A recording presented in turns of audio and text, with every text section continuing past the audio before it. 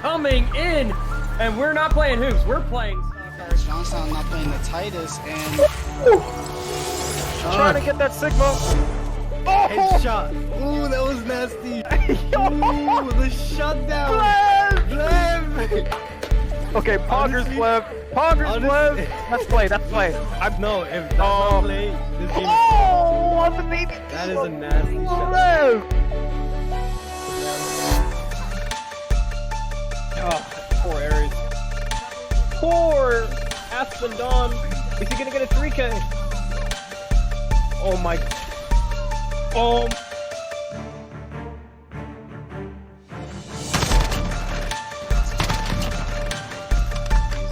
Two kills here. Four. Gets him 3. 4. Oh, right.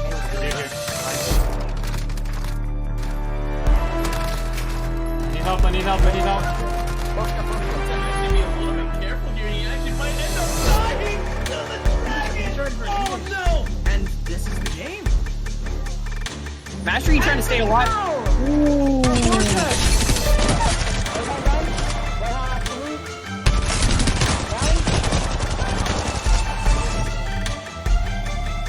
That's not what you like to say. That's not it. The dragon comes in to just say no you to the bomb planter, and Scarrow then destroys the other. That's the 3rd time in a row he's died in 30 seconds. Okay, and he clutched it. Oh, he still has visual to take off. Still, Vigil's still one hit. Vigil's playing on user. Looks like he's going to He manages to clutch it.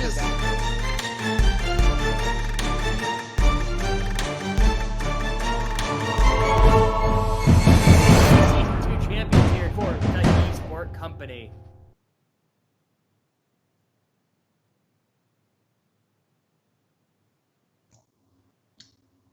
Welcome, welcome. Iro, is your camera messed up? You're also muted, so that's good. Hello. Yeah, my camera's messed up. There we go. Welcome, everyone. Welcome to Season 3 of Tech. Just saw the Season 2 recap video. Huge props and great work by our video editing team to make that for us, What up? which includes yours truly, Nizzy. Sorry. Nizzy, it's a great to be back in the booth with you, Nizzy, for another great season of Overwatch. You too, Dad. Do you need to unmute yourself on Skype as well? Oh, okay. All right. Yes. Welcome. This is Nizzy, and as you Season 3 for Overwatch, and we are excited to start it tonight. We got the Armada playing tonight against for Xbox. Help me out. Yeah, so we got Utica versus Erie Isles to start us off with Xbox, and for PC we were going to have Armada versus Scranton, but due to scheduling difficulties, we are switching to Johnstown versus Annandale. So huge night. We're so excited to be back, especially with Nizzy. We got separated over the off season. I know, went our separate ways. It's so sad, but Ira's doing big things. For a job well done. He's doing an awesome job recruiting, by the way. Getting a ton of players, not only for Overwatch, but for Legends. Like he's recruiting top players. So we are so proud of our dad, Iro. And I'm so excited to start tonight. We have a lot of changes in the off season. First of all, we have like double the amount of teams, more than double the amount of teams that we had last season. So that's awesome. We're going to see how, who the top dogs are this week. But last season, it seemed like for Xbox anyways, top dogs were definitely Harrisburg Armada as they competed in the championship, which Liberty ultimately won. And then for PC, the top two teams were Allentown Liberty, Johnstown Steel, who Johnstown Steel went undefeated all season and that championship as well. But yeah, I think for PC, there's 11 teams, 13. Is that right, Iro?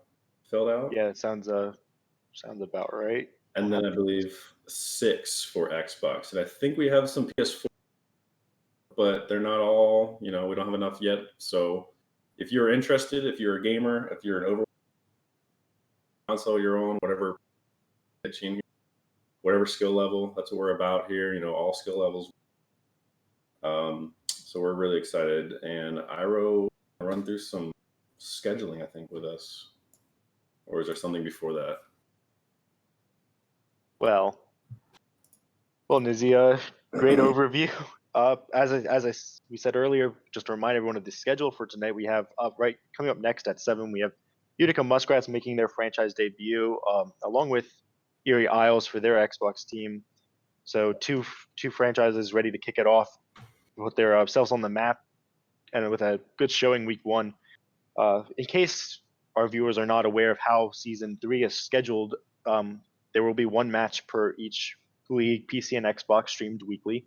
Every other match has to be done offline, and scores are reported. So it's going to be unique this season, where last season you got to see every team play every week, and we had a very clear view of how the teams were laid out.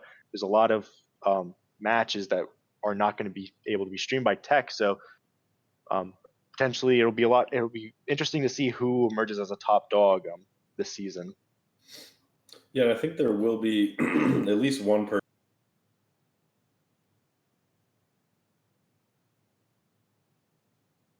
Am I cutting out? The heck? Am I good now? Anyways, yeah, if you really want to see a stream that isn't a game that isn't streamed, I'm sure there's some players out there across the league who are streaming their own game.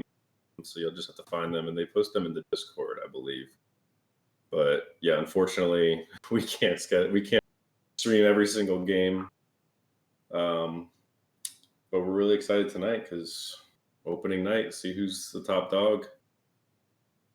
Yeah, so we had that amazing recap video to kick us off. Do you want to, Nizzy, go through a little bit of Xbox, like a little just run through of how that season went? Yeah, so when I think of Season 2 Overwatch, like every game, every team, it was Nizzy, just all Junkrat. Am I cutting out again? yeah, you're cutting out. I would leave and rejoin the call and see if that Okay. fixes it. All right.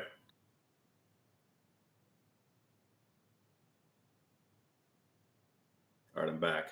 All right, continue on with your. Unlucky.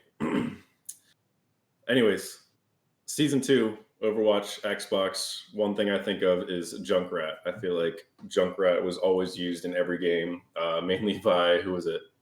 Mods Temper, I think, on Allentown Liberty. And then, of course, every team had a Junkrat main. And I think that kind of dominated the meta. We'll see. There's been some changes to some heroes. So we'll see how the meta works out. Obviously, if you're new to Overwatch, it's 3 roles consisted of tank, support, and damage. And recently, the Overwatch Commission has decided that there's a 2-2-2 role lock. So that means 2 tanks, 2 support, and 2 damage dealers. And that was to prevent goats, I believe, which goats was really annoying and boring. So to bring damage dealers back into the game. So yeah, Season 2. So yeah, that was Xbox, and on PC, can run through it real quick. For week 1, we kicked off the season with Johnstown just showing their early dominance. We had Allentown come out with a surprising victory in a roster that was literally thrown together at that day. That roster came together. Skipping ahead, we got week 3. Week 3 was our matchup of Allentown and Johnstown, who were 2-0 at the time. Their first meeting together, where Johnstown came out. And then we had Greensburg versus Indiana, which was and it was probably one of the best matches of the season in both leagues. It was they went map 5, round 3 on control, 99-99, and it was a really intense match, a lot of fun to watch. And then, skipping ahead, we had a couple more weeks of action. Indiana week 4 had an upset over Allentown. We finished Allentown and Johnstown finished the season 1 and 2. They went to the championship, and Johnstown won that in the end. So to catch up all of our new players, because we have a ton of them this season, thanks in part to some strong advertising. So if you're new here, if I recruited you, thank you guys for being here. Thank you guys for sticking through and believing in this. And we look forward to seeing you all play this season. That we do. And what are the map formats? Is there a change? I thought I saw a change to the map. There is a format. change to how the maps are going this season. So last season, all maps were pre-picked by production. This season, map 1 is picked ahead of time, and then it's losers picked in regular season and in playoffs. So we'll see that tonight. Sticking a lot to the Overwatch League rules. We're trying to implement that here as well at the Esport Company. And I think there's 6 weeks of regular season, and then week 7 is All Stars, which we had a lot of fun doing last season. I know All Stars was a big hit, doing 1v1s. The tiny Overwatch, that was more fun to watch than to play. I'm sure it was all just contesting, and then I don't know. I had a lot of fun playing it too. Yeah, because you were the ball and you hit hit up top. Yeah, and you could just not be good at ball and still make a lot of impact in it. So All Stars is always it's a meme weekend, but it's also like, you kind of show off, kind of. You don't really have to worry about the pressure of how your team's doing. You can just kind of be you. So that's always a fun week. And then immediately after that, we start playoffs, and that will be week 8. And playoffs this year are going to be a lot more fun than last year because there's more teams. Last year's playoffs was just a championship game. This year, it's going to be a lot more dependent on how your season goes. More information on that to come. But so we are quickly racing towards the start of the season with you because these players get into the lobby. Let's quickly wrap up this pre-show, but first we got to talk about a few things. So last season we had so we'll do predictions real quick, I'm going to put this one note in. Last season, we were mostly dominated by Ryan Zarya. This offseason, it's mostly been Ball Sigma, but just today, a new patch has been rolled out that has nerfed Ball and Sigma. So it's going to be really interesting to see how these teams approach the meta on such short notice. But with that, let's go to predictions for the season, Nizzy. Ooh, Muskrats versus Isles. I see. I think I see one name that I recognize from last year, and that's Sky Venom. And Sky Venom, I remember, was a really good Widow. So just based off that, I'm going to go Erie Isles. I think they're going to sweep them. What about you? Well, I've attended some of Utica's scrims. I've seen them. Allentown and Armada said that they had a lot of fun playing them. It was a good competitive series. I'm gonna have to go with them for week 1. I have to put my faith in my boys to get it done. So let's go to PC real quick, and then let's wrap up with some like overall season predictions that will 100% be wrong because we don't know half the players that are new to this league. Well, so for PC, my prediction, so there's for the Johnstown Steel are playing the Allendale Aviators, obviously a new team. I hear rumors that the Aviators have a couple top 500s on their team. Is that right? So I've heard. I can't confirm though. But just based on last season, playing the Steel, they've been a team that's been together for at least 2 years now, I think. So they've got a lot of really good synergy, and they haven't made much moves in the offseason as far as like roster changes. So I think they've solidified their top 6 players. So I think I'm going to go Steel on this one, but I do think the Aviators will take a map on them. How about you? So I'm gonna disagree with you again. I think Annandale's been along. We had about 2 months of off season, so I really feel like we've had enough time that Annandale could get their squad together and practice. And I think if the rumor is true, that their talent is more than enough to overcome the possible chemistry difference that Johnstown might have. So I think it'll be close. I don't think it's going to be like a 3-0, which I really think this season we're not going to see a lot of 3-0s like we did last year. Well, technically, yeah, it was last year. Definitely, we're going to get a lot more competition this year, especially just with the new teams in general. But we're getting to the point now where we have almost enough for 2 divisions, and We teams do are have 2 divisions. Yeah, well, yeah, Yeah. and we're starting to split based on skill, and I know a lot of teams have like almost 15 players, and so over the off season they've just been kind of grinding it out, seeing who belongs where, and I think that will be the end of 3 Overwatch. Obviously, we'll see some roles, but not nearly as much. All right, yeah. So that's this week's predictions. Now let's do that long shot. Let's try to predict the season. Let's say we'll do top 4 teams in Xbox and PC, and then we'll try to predict the champion. Well, definitely going to go with my top 4 for Overwatch. Xbox, definitely going to be Liberty, Armada. Just based off your word, Iro, I'm going to put the Muskrats in there. And I think I'll go with the Isles just because I know a familiar face there, and he's a very, very good hit scan. That's my top 4 for Xbox. And then the championship overall winner, I'm just gonna go Liberty, back-to-back champions. I believe in them. That's my prediction. So I think if we're talking about the beginning of the season, yeah, I think it's definitely fits to say Armada and Allentown have to be the top 4. However, we're doing end of the season predictions, and I think Allentown has taken a step back from like how dominant they were, and I think part of the talent pool that we've been able to acquire might catch up to them. So it's hard to say. I'm going to keep Allentown though in the top 4. I'm going to go with Erie as well. I'm going to keep Armada in there. They've had a lot of turmoil this season with players leaving. Yeah. So, but I think Cherry has them well run. I think he's going to kind of rally them together and hold them together. Even if maybe the beginning of the season's rough for them, I think they can kind of recover and make a late season push if that's how they start. In my final team, I feel like I should say Utica because I don't want to like say I don't believe in them. You don't want to get But fired. I'm gonna be unbiased here, and I'm not gonna go with them. So Respectable. I'm going to say. But here's the other thing: I'm not sure who the other teams are because I know we have Greensburg, we have Allentown, Armada, Utica, and And we have like. Altoon's and who- team. Altoon's You know what? team. I'm gonna say Greensburg. Why not? They surprise people this season. Underdogs. Yeah, I'm rooting for them this season because they didn't have a very good season last year. Not just Xbox but PC as well. So I'm rooting for them to. This is their comeback year. You know, maybe they did some building over the off season, and maybe we'll be surprised. You know, maybe they'll be higher up than we predicted.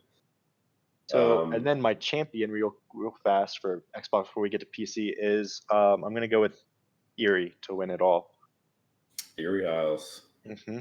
Well said. Well, for And PC, my predictions for top 4 endgame, I'm gonna go Steel, Aviators, Liberty, and the Youngstown Yetis. It's my top 4. Interesting. And then I think the Aviators might actually win this one.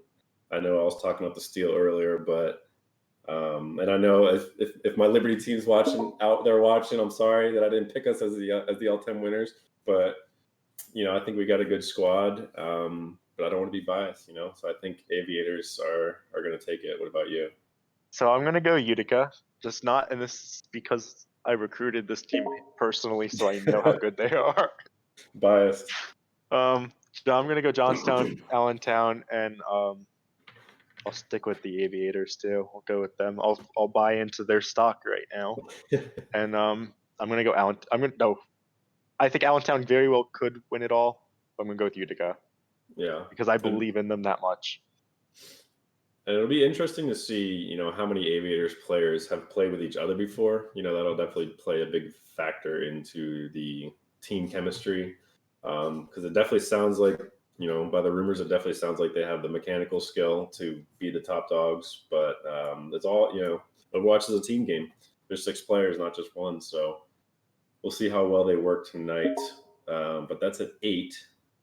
As of right now, 7 o'clock, we have the Xbox Utica Muskrats. It looks like everyone's loaded in. We have a couple of subs getting in here versus the Isles. And I believe the first map is Nepal, is what it looks like. Busan. It's Busan. You're 0 for 1 on predictions tonight, Nizzy, already. Well, we'll see. We'll see. I have 2 more predictions to come through. Who'd you pick for this game, Yuri? I You always do caster cursed them already? I always caster curse. It's every year or every week. But He's 1 for 1. Nepal. Okay, so just to recap, it is Nepal is the first map, and He is 1 for 1. I am 1 for 1, and Yuri Busan, breathing a sigh of relief right now. Oh man. And then we have Busan after this, I believe. Well, how do they know the next map if isn't the losing team get to pick? Losing team gets to pick. Okay. Gotcha. Well, let's see how good these guys are on control. We have 105 people in chat, Izzy. This is over double what we had last year, I believe. Yeah. It's like an average viewership.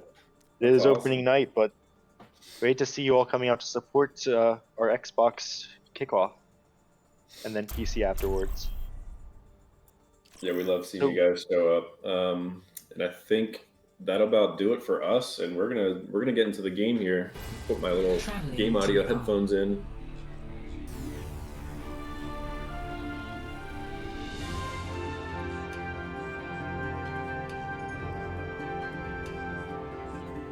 Initiating match.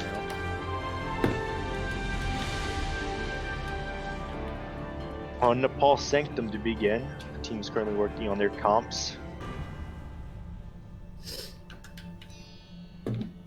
So, player to watch, I'm going to just say I haven't seen a lot of Eries. Well, yeah. I'm going to say the player to watch for Utica is passive. the other day in the scrim against Armada, he got like 4Ks with Diva bombs.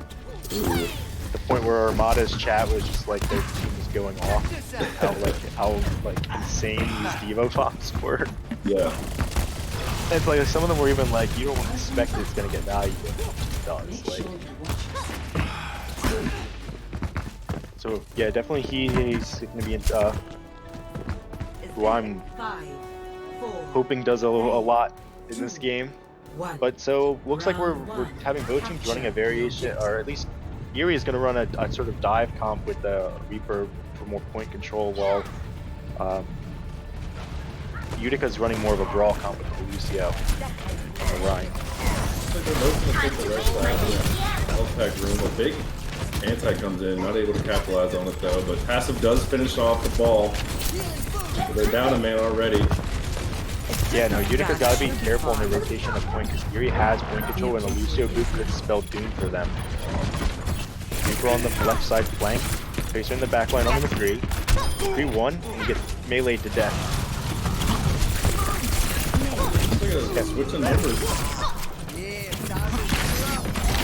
Yeah, I think even though Eerie got first picked, they were able to take control of the point, and then they just had their Reaper and their Tracer on a flank, and the Tracer gets a good pick, and then she's able to come in and collapse the backline, put a lot of pressure on that Ana. So Let's get patched up. Yeah, we'll see how they set up. If they want to go full aggro, if they want to hold that going way up there, or if they want to kind of play more passive and not get picked early and just kind of hold the point. They're running forward now. yeah, so they were trying to deal with the Tracer more with that turret to kind of annoy her. Utica's gonna move left side, so they can focus the ball. Seen a lot of... Oh, here comes out of Nano. Ball gets 2 kills with his ult. Yeah, he just pile drives and minefields, and they're stuck in that corner. They needed to get out as soon as possible, but it was just a good combo by Jardem. Or That's one thing I noticed a lot in the offseason is a lot of ball play. I feel like I saw more so than last season, and I feel like that's been like kind of the shifting meta. It's just like you go into comp and almost every game is ball. Yeah, Yaki picks the Tracer though, so it's a huge opening for them. They're trying to go in, but Tatsu gets VMAX. Huge. Another Reaper just kind of out of no man's land. He's gonna rush the Ana. Pops out the Nano. Here comes the beat now. Reaper fighting the Ana on point. Shatter comes through with a huge shatter. But another group by Elgato. Self-destructing the down barrier out now too for Yaki. They really want this point. Eerie at 85%, so they're close. They can afford to lose this fight. They've run out a lot of ults to run Utica, but they're still fighting, and the Tracer gets a pick. The death block is huge against the turret and the Lucio. Now passive self-destruct coming in. Cannot get value. Gets Nebula off the map. Minefield on trading all forth. Yeah, they're still trading. Someone needs to touch, and they cannot. Eerie's gonna take the point. Very scrappy last fight, and Eerie's just able to get the high-value picks that they need. They out-traded with their ults. They take it, so 1-0 for Eerie. Good start for them, 100-0. Yeah, that last fight wasn't exactly dominant by the Irios. They just, stalled them long enough to get those ults in. They kind of waited out some of the Muskrat's ults, and then just responded with some of their own ults, and they didn't really have the numbers, but they were able to just hold it against them and took the point 100-0, even though it might not have looked like it. Yeah, I think one of the big things for that fight is because of how back and forth it was. It really, like, you probably could have taken that point, but they just couldn't touch in time. There's just kind of like situational awareness to know that your last fight territory would control the point. So, unfortunate for Utica because they might have been able to win that. Now both teams running a brawl style, same type of brawl style, same tank lines with Lucio. However, we had 2 Mays, but the Eerie Isles are running a Symmetra, and he already gets a turret pick on the Rhine, and they just rush in and pick off the rest of Utica. That Sim, when she gets high charge with her beam, she is tough to bring down. He's frog chain, just doing frog chain of things. Showing off. Now that Diva going up playing a weird game here. Maybe just trying to stall them out. Stall their attention. I'm not sure when the Diva plays. A huge ante on the dog game. To finish off Frog Chan. Utica needs to get aggressive here. Use the speed boost, go in there and start capitalizing. Maybe not let the Diva stay in your backline too, and they're going to back up. So Diva definitely distracted them long enough. Uh-oh. Center comes into this block. Big and ante. now he's anti. They need to capitalize on this. They can't let that Ryan get out. And they lose their Ryan in the process. Ojar, damn, he's playing a Ojardim. He's playing a great game right now. As is Nebula's playing very well, but I think Ojardim and Frog Champ are really kind of setting this tone here, putting a lot of pressure on a Utica that they're not handling well enough. Here, though, does have a man to come start this next fight, but Isles have a little bit more of an advantage because the Symmetra wall, the Diva bomb, beat almost. And it's kind of concerning because they switched to the Echo, and Yuri has no real good way of dealing with the Echo, and the Echo's just not getting enough value. They switched to the Torch, so there's going to be even more pressure on this Echo. As the fight starts on screen, you got a Nano Winston, and the line goes down. Torch trades it out with the Symmetra. Torch goes down, a huge shatter. Lots of Bro gets another one pick. Quick block speed, self-destruct. Looks like Unica will take this point.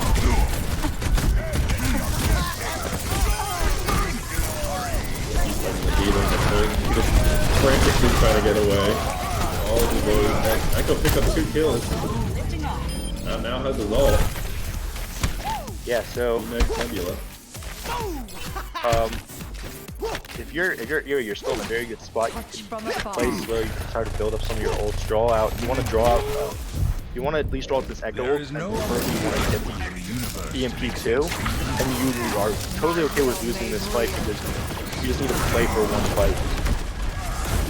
That fight was really well by the Echo. Speaking of which, now he's ulting as Reinhardt. Yeah, so they're still trading here. Once you get down to both teams, Yaki loses his duplicate. Sombra goes down. This isn't looking good for Utica. Wassa throws very low.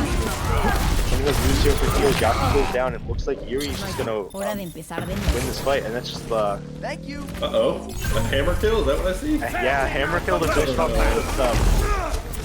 I think it was really a misplay by Utica. They used 4 ults in that fight, and I don't remember exactly what Yuri used. I know that they used a coalescence, but the point is that Utica used 4 ults and lost a fight that they needed to win. So not a good start for Utica, but we'll see if they can pull it back next round. It's a different fight. They're in the corner rolling, but that's the Myriad of the Darwin. Really great play there by Ojardim. I'm gonna struggle to say his name all night, or their name all night. But yeah, we'll see how Utica can respond next map. They get a pick now, so we'll see what map they're comfortable on, and maybe we can kind of try to see what comp they're gonna be running for it. But in terms of it, I think the dive on point 1 just got way too much value. So you have a ball, just you get a tracer in the back line. Your McCree loses the 1v1 to a tracer when really McCree needs to win that one. The ball got a insane amount of value with the minefield. He got play of the game, as you saw. He got some boops when he needed to. And then even when they matched up on point 2, they still got outplayed in the same style comp. Yeah, and I think I believe it was Samuel was the Ana for Muskrats. He's just going to have to find a way. He's going to have to really focus his sleep darts on that ball, and kind of with sleep darts and antis to really pressure that, because I think that's the biggest team carry right now. Not that there's one carry on the Erie Isles, but the ball is definitely playing a difference in whether they're winning or losing. And Samuel's just going to have to, I don't know if maybe if they have a Brig on their team or if he's going to continue to play on, he's got to hit those sleeps got to hit the antis as well. Yeah, we are still waiting. We'll talk real quick. Let's if you kind of see the blurred out screen right now, that is the workshop code. If you saw in Overwatch chat, that's what Cherry posted. It's a really unique tool we had made for tech. It helps us record your stats. So we really want to get into stat tracking and kind of have objective measurements for players, like who's the best player, because we can use the eye test. The eye test isn't always reliable, but stats never lie. Well, stats can be misleading, but they don't lie. Yeah, we want to see stats this year. Obviously, last year it'd be great to have career stats, but starting in season 3, we've got the stats rolling out. That's going to be a really fun thing to kind of look at, and even help our predictions, help us to make more accurate predictions as casters, to be able to look at those stats. So really excited about that. Also, we're trying to get. Sorry, go ahead. I was just going to add on to that with stats now, for last year we had the Roll Star Award, which was fan voted. It was kind of like player voted. Now we can have that type of award be how it's supposed to be, based off of stats and actual play, than more of a popularity contest. Yeah, definitely. Because last year it was just based off votes. But yeah, that'll be interesting to see All-Stars weekend, to see how those stats play out. And it looks like map number 2 is going to be Temple of Anubis. We'll see how these teams do on Assault. What do you think, Iro? You think we're going to see a Junkrat, our first Xbox Junkrat? Definitely could run Junkrat here. I'd like to see Utica go with a dive here. Passive is very comfortable on the Diva. We could match that with a Winston. Really help with taking that high ground on point A. And then there are even some points on point B where you can use a Winston jump to kind of like really get some free damage on the enemy. So that's what I'd like to see from Utica. I think Erie will probably stick with a ball type dive. I think that will work better, but I think that they can also, they're flexible enough. If they want to run the Rhine, they can, and go with that left side room. And that's kind of where we can see the strategic part of it. Like if the defense runs a Junkrat, the Rhine comp becomes less attractive over a dive. Yeah, I think you're right. I think the Isles are gonna stick with that ball. He's been really effective in creating space just for the rest of his team to kind of do what they need to do. His healers are able to stay alive just because the ball is just causing so much havoc and distracting them so much that they're able to just, DPS are able to get picks, healers are able to stay alive and win the point. Ready for battle. See what we saw a lot of mirroring last game. I feel like Yeah, in round 2 there was a lot of mirroring. We got the May, we got the Diva duplicate. I think they both ran Annas. They both ran Lucios and the Rhine. So really the only compositional difference in round 2 was the Sim versus the Echo. They ran Echo for most of the round. Yeah, I think that Echo did a pretty good job of countering the Diva for the Muskrats. But obviously that Torbjorn is very, very annoying, dealing with that turret. And as an auto main, I like to take the responsibility upon myself to be the one to destroy those turrets. As long as I'm getting callouts from my team, as long as I'm getting a shield, I take that as my job. Looks like they're going to go down main. They're going to go right into the health pack room. They're going to try to take high ground with the speed boost. Really like this push by the Muskrats already. Everyone stayed alive through the transition. He dives. Yeah. So, as we kind of predicted, we've seen really kind of run a dive comp. They're running the Sigma with it though, which is really weird tank line. Utica sticking with the Rhine Diva comp, trying to hold high ground here. Very long fire strike, and that's a huge pick on their kill. They start trying to take some point presence. Monkey in the corner, it's not where he wants to be, but the Torb turret kills the Rhine. Ash gets out with her life. Ash is trying to get back to high ground, goes back in. I was able to recover after that horrible mercy pick. They're able to just. Yaki though gets 2. The Ana gets res, but that's still huge. 2 huge picks by Yaki and or not Yaki, passive, and passive I think even gets out with his life. So the Really Torb like is still coming back though, so they still have a chance here to kind of use the speed boost and take point. Just try to Watching your back. ball it out down there, force them to contest the point. I really like the aggressive the biotic grenades by Founder. He's just got to find a way through those shields, make sure they land rightly. There goes the Nano and the Monkey, and the Flux, and It's a the good sound barrier though to counteract the Nano Monkey and with the Primal is just too much. Gets 2 picks. Bravo. 3. Great spot. Passive gets 1 with the self-destruct, but it's just too many people down already for Utica. Bob comes out too. Really good alt combination by the Isles, really good communication. Wasabro trying to get out. Yeah, but so Fury uses 4 ults there, and Utica uses their sound barrier and self-destruct. So if you're Utica, you're not unhappy that you traded ults. You of course not happy you lost the fight, but you didn't use as many ults as they did, which is always good. Already, speaking of ults, looking for the last 2 remaining ults coming out for the Eerie Isles. Does work though. Able to get 2 picks with it. Sombra finishes off Nebula though. The Jardum trying to body block the poor Lucio and is very successful in doing that. Back attacks of Rez and Nebula, who immediately takes out their support. Yeah, so that was good because they win a fight using 2 ults, and because of winning the fight, they're gonna have their Sigma close to an ult for next fight, and they're gonna have their Ashe close. However, again, Utica didn't use any ult there, so they're coming with 3 ults, and Beacon in place. I don't need Stupido's Hero. I'm just gonna call him Kiru. Yeah, Kiru is halfway to a that's huge. Gotta get it before OT. That's just coming out. All the ults are coming out now. Nano. Yeah, but Yaki can't get any value off of it. He just switched too many targets there. Torb and his turret going off, getting 2. And once again, Utica dumps all their ults into a fight and they don't get a win off of it. And Nebula just coming up big. And Nebula's really Very down. going off in this round.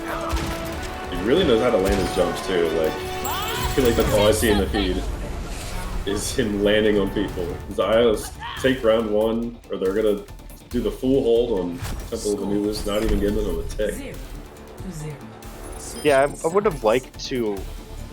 So you have a pocketed Ashe on high ground, and you're running a comp that you're gonna use your speed boost to take high ground. You need to have some way to contest or pressure out the Ashe. The soldier really didn't do it. You switched to Sombra, and Sombra can do it. Like if you coordinate your dives with the D.Va, and either on the Mercy or the Ashe to try to break up that combo, but they don't really do that. They just kind of let the Ashe do whatever she wanted, and then Winston would just dive into their comp, and they don't kill him. Like, yeah, and correct me if I'm wrong, but I believe one of the most recent updates that rolled out was Ashe. Her damage output from scoped in went from 80 to 75. Is that correct? Yeah, they nerfed her scope damage, so even with the Mercy pocket, she's still strong, but she's not as strong. There's more counterplay in that you cannot, like, you don't need to be afraid to peek and then instantly die as you could before. Yeah, you see that a lot in Overwatch League, especially. Is not just double bubble, but the Ashe pocket was very dominant and used, along with the Sombra. That's kind of what the Muskrats are going with. Yeah, so Yuri's gonna go to a strict dive. They got the Genji Ball D.Va. They're gonna have Widow for flanks in the back line. She already gets a pick on Samwell. That's a huge pick on Baptiste. There's no immortality field. And now Jardim is going in. He gets out though. It's a good pile driver though. They're really disrupting that Rhino on the high ground. Now Hog is down. Bullying that Hog. All alone, and Hog's probably dead. Yeah, Hog is dead. Now it's just a Brig and Orion and a Tor 1 point to defend it all. Brig's down. This is disastrous for Utica as Ryan goes down. It's just the Tor. And Tor's Big last pile is not drive came enough. Yeah, I think it just all just kind of went downhill after that Widow pick right off the bat. They just kind of rolled in. I think Erie's very comfortable in their dive, and I think from what I know of Utica is they were assembled kind of late into December, so it could be that they just don't have the coordination yet as they keep practicing and working on things. But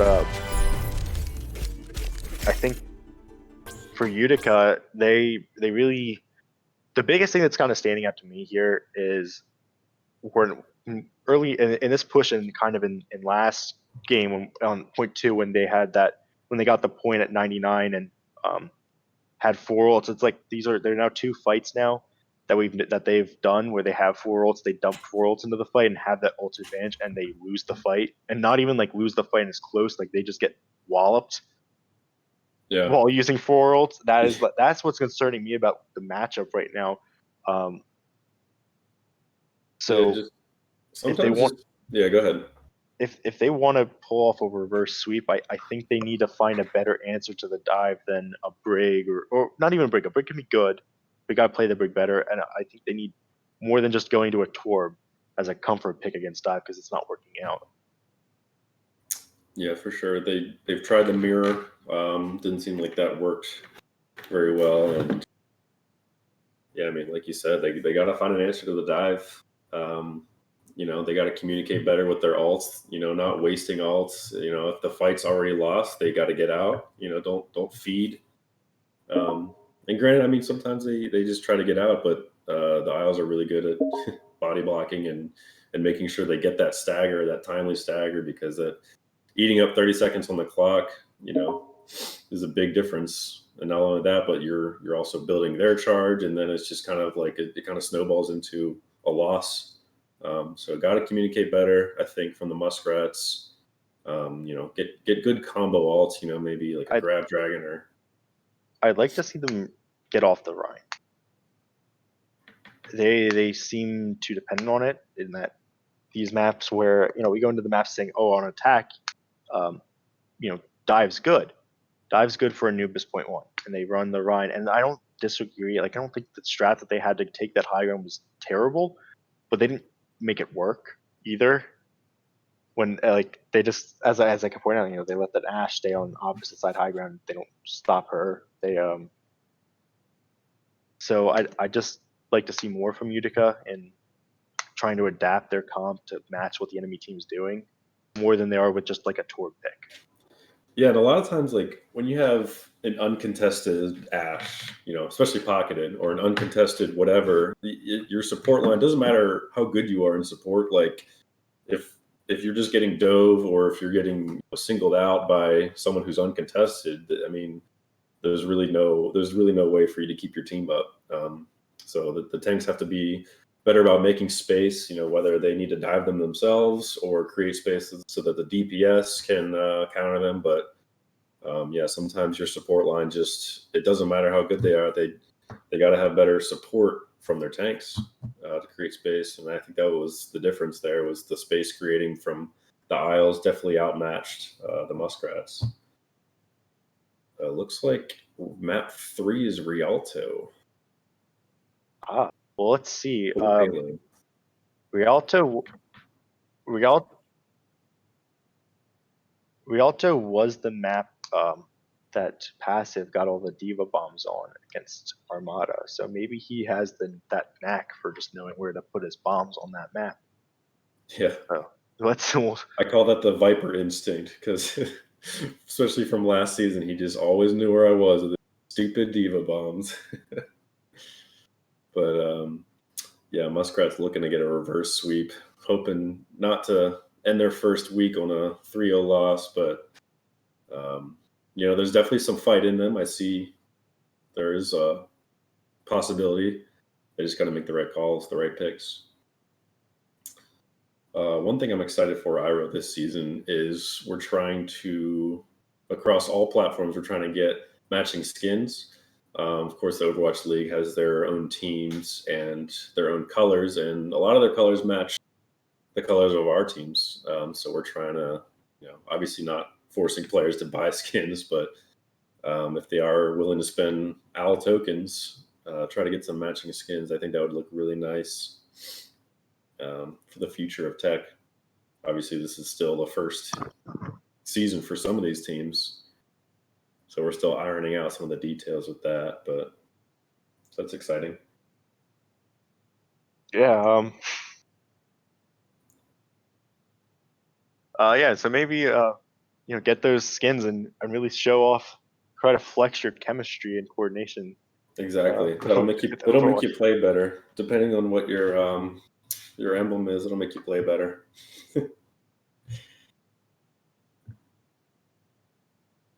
So yeah, we got Rialto coming up. I think if Utica wants to run the Rhine still, this is definitely a better map to do it. Welcome to Rialto. But you can also do dive here. It's not like so I think the key is how will Utica respond to Erie's dive if they're gonna run it, and what can they do? Like, they need to make changes here. Their backs are up against the wall. It's very hard to do a reverse sweep. Yeah, yeah. I don't think any subs came in. No, we actually had a sub just leave the spectator chat in Wookiee Jedi. Yeah, Wookiee Jedi. Utica could really use the Force right now. Ready for battle.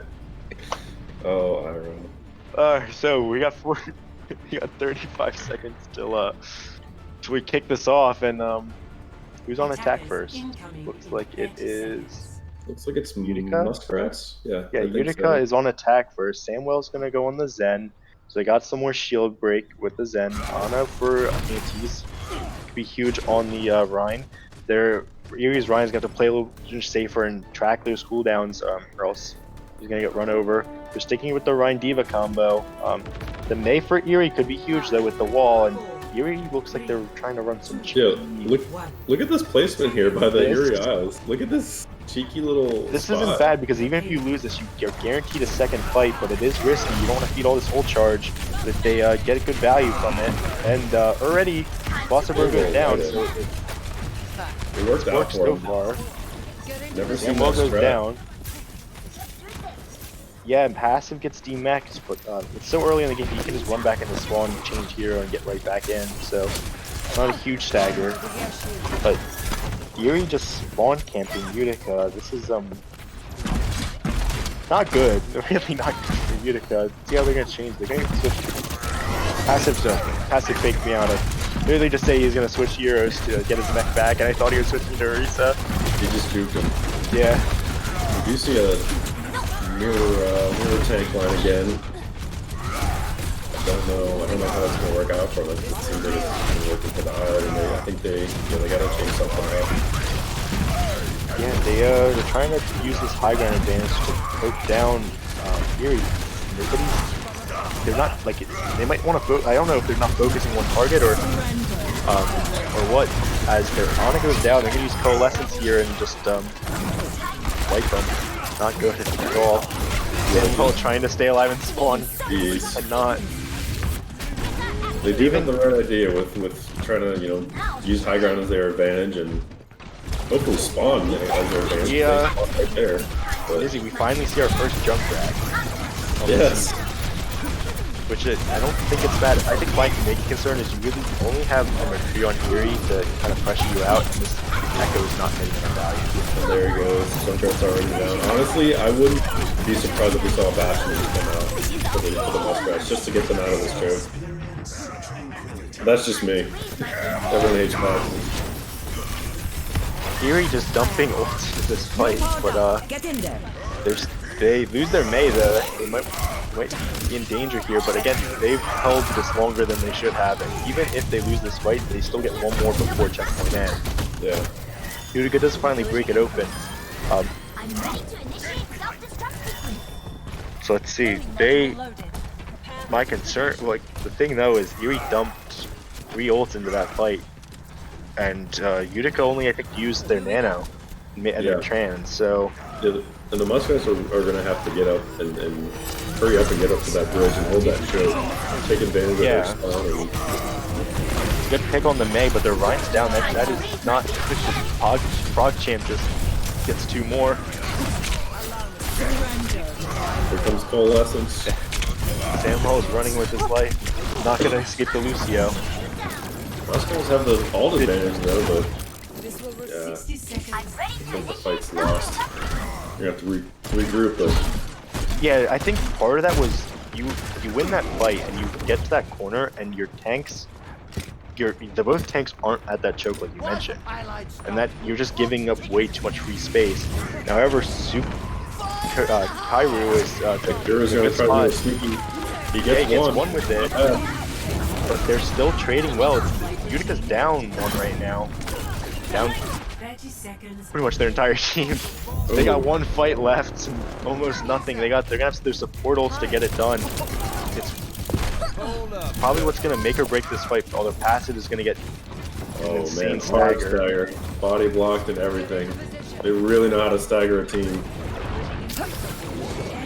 There she goes, finally the flashbang. The huge, they lose their junk, so really they don't have much of a chance. But I was gonna say their biggest bet was Rasa Bro. They can't touch. They don't touch. Unfortunate, but however, it's Rialto is probably one of those maps that is easier than others to defend first on. It's gonna be a challenge, especially given how Utica's performed so far, but it can be done. It just they need. Yeah, they did make that corner, which always, like you said, it's always a tough corner to get that little S-shaped alleyway. But they made it through there. It's just going to be a hold, and I said it once. I'm going to say it again. Bastion, man, they need to set up and just go hard hold right here on this bridge. Maybe not as aggro as the Isles did, but unfortunately they can't afford to do that aggro strat that the Isles did, because even if they if they make it work for a bit of time and lose, they're basically going to give up as much progress as they got. It's not like how the Isles could afford to do it because they know they can contest before point 1. Utica didn't even get to point 1, near the point 1 checkpoint. So yeah, and the only reason, like you said, the only reason they got that is because that initial fight gave him so much time from spawn to just easily go through that S-shaped. And OG Yaki fooled me. He had the Bastion pick and he switched to Genji, and I'm really upset about it. But we'll see how the Genji goes. Maybe they're going to think about Nano Blade and stuff like that. But going with Brawley. It's not been if Utica can't pull this out, which doesn't seem to be off to a good start as their tank line goes down. I think Ojardum and Frog Champ have switched roles for this map. I think Ojardum was the ball, and now he's a Junkrat. Yeah, Ojardum goes to DPS too. I don't know if you're allowed to do that. I think you are. I think you're allowed to do it between maps. Yeah, between you are. Okay, yeah. However, Yaki gets on Widow, but Erie's front line is just too much, and they take the 3-0 sweep. A good start for Erie this season. Their first win as a franchise in Overwatch. Utica does drop to 0-1. Definitely things to work on for Utica, but it's an early season. I say this to all the teams that just no matter how you start, you gotta keep getting better. It's a long season. These things happen. And, as I said, with the circumstances around how the team came together kind of last minute, it's tough, and it's not.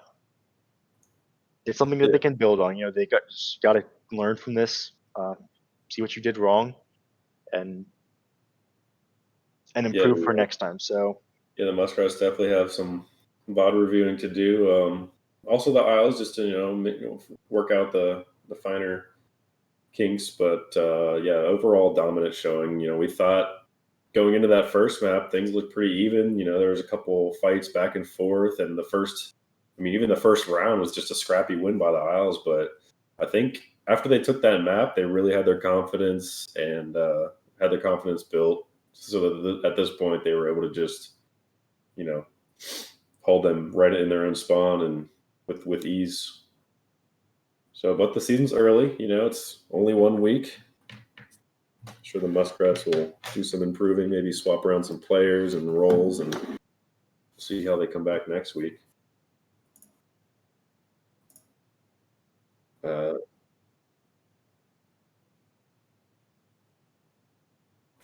And at 8 o'clock, we're going to switch to PC. But until then, we're going to take a 5-minute break, and we will see you after the break. Don't go away.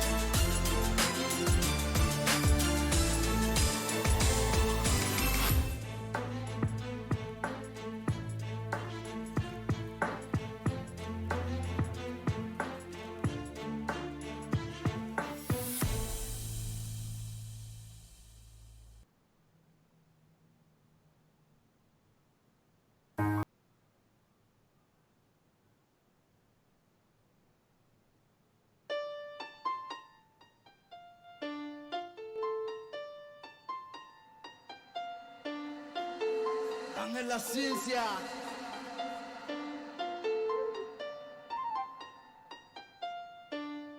Perfect.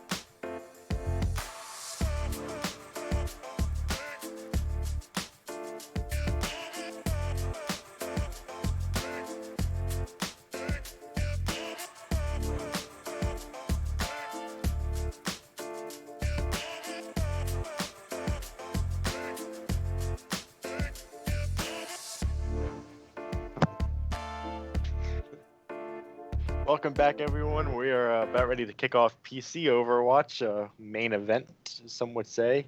We got Zeke joining as a caster, our amazing, what are you, Director of Operations?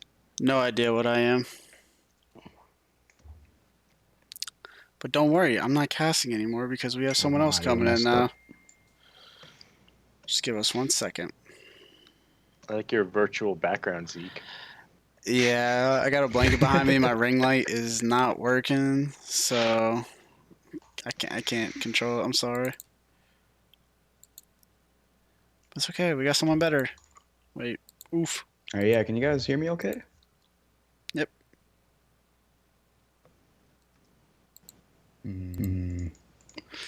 We love how big you just got on the camera.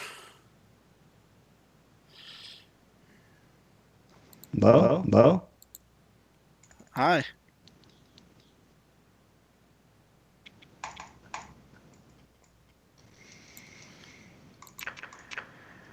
Hope Can you you hear all had a... No. Where are we? Okay, now I hear him. I hope you guys all had a fantastic break. Got some snacks, refreshed. I know I picked up a water bottle because I was getting a little parched.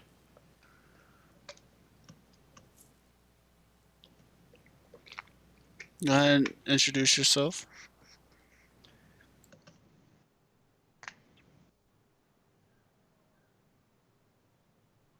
So, Nizzy has gone off. He's gone off to play Overwatch. I'm not sure if he's playing in his team's match or if he's doing a scrim, but we had him for Xbox. We are joined by a new caster. I've actually never casted with this player before, so I'm really excited to introduce him to you guys. We have a couple new casters joining us for this season, so it's a treat that we get to meet one tonight on opening night.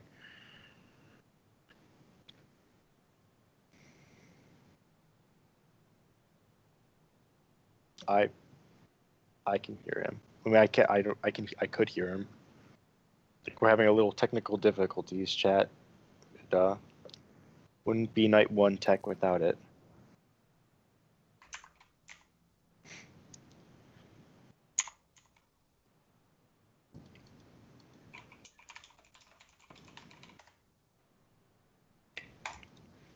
Yeah, I can hear you guys just fine.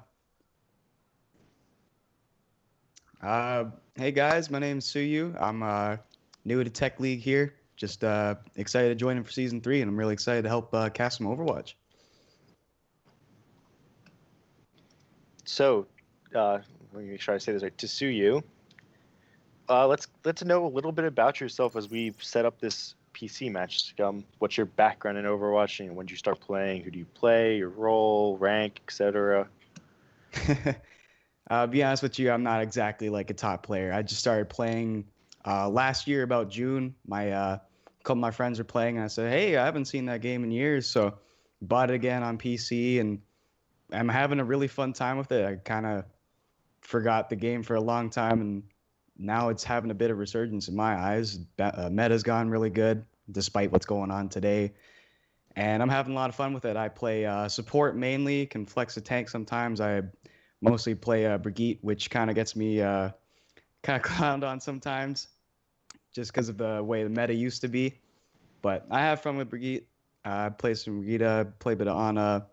Can kind of flex to any support if needed, but I'm only about a silver gold. I've dropped back down all the way to bronze, but that's how Overwatch goes sometimes. Yeah, and it's important that you're having fun. I know I have a lot of fun. I'm not high ranked either. I'm diamond, and I don't play as much competitive as I used to, probably like last season. I play a lot of mystery heroes and arcade because I just find it fun.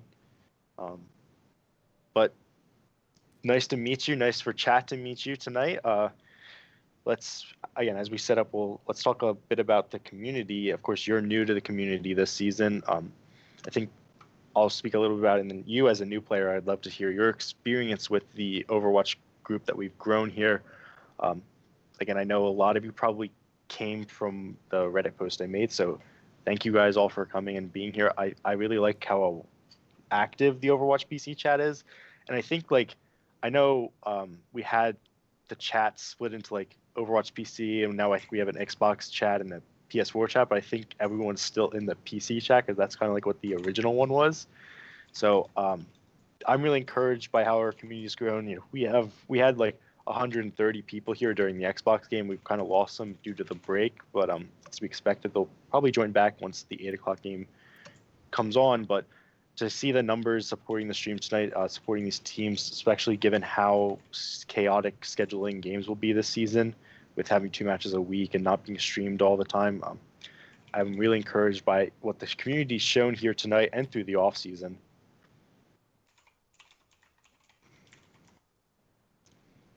Yeah, and as a new player just coming in this for his first time, like I said, I did come in through the Reddit post, just like a lot of people did, as I've been finding. Immediately, I find this community to be really, really nice. It's nice just to have like a good group of people, not really toxic. It's nice to find that after going to so many Overwatch games and just hearing the chat going off, and that's not really a good environment. But everybody I've talked to so far, everybody I've seen play has been super respectful and kind. Shout out to Rack. That's the main guy I've been talking to, really helping me out with the process, getting involved with casting and getting into a team even. I'm really happy to be here. I'm really impressed. I'm impressed at how worldwide it is already. I know a lot of you guys are based out in the eastern U.S., but I'm coming here all the way from Canada, like West Side Canada. I think it's pretty impressive already, the size of Tech League. Yeah, to that point, yeah, I think you've really hit something on the nail on the head there with how large this community is. I know we have at least like 2 people from Singapore. I have a person on Utica from Europe. I think from Germany specifically. We have some people from London here. You're from Canada, West Coast teams. But it's really great to see how the community has from all over the world. Yeah, definitely. It's really amazing to see, like you said, Singaporeans. I've seen some Europeans around. Like I myself as a Canadian, and I've seen a few Canadians in the chat there. It's exciting.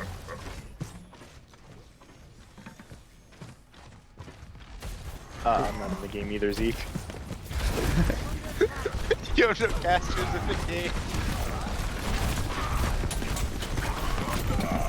No, I thought you were streaming it.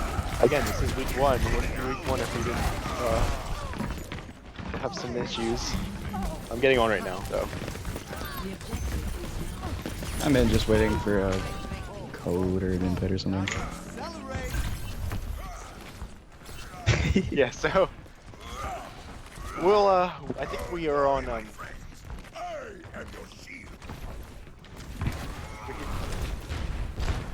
so yeah, we're on Oasis. Annandale has the point right now as we try to sort this out. But we'll talk a little bit more about Overwatch. This is, I'm sure this is not how you wanted to start your casting career here. It's not to actually cast the game. Very unfortunate. But as we see, I'm kind of have the stream on right now, so I can kind of see what's going on delayed. So it doesn't really help the chat in real time. I'm not going to commentate the game, but we can kind of just point out how it really was a team wipe on that first fight for Annandale. Really encouraging, really interesting to see, especially with given the prestige of Johnstown that they are a champion. They went undefeated. How they fare against this new competition.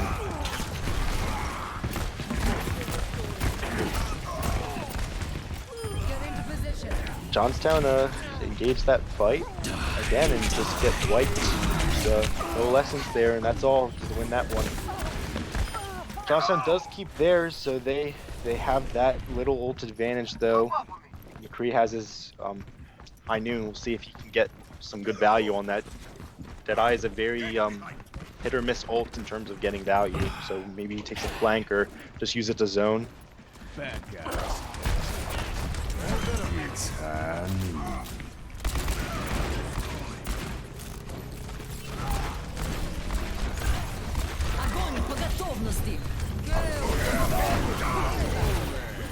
So again, Annandale wins that fight, and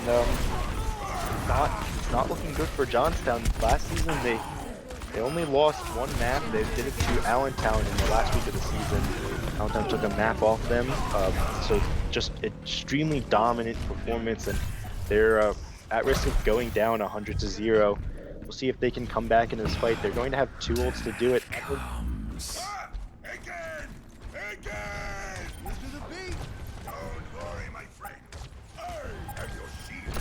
So Johnstown has the point. They're still trying to hold it. It's a long way to come back. We'll see if they can do it. But Annandale's still fighting it out, and they seem to be on the upper hands of it. Both teams trading still.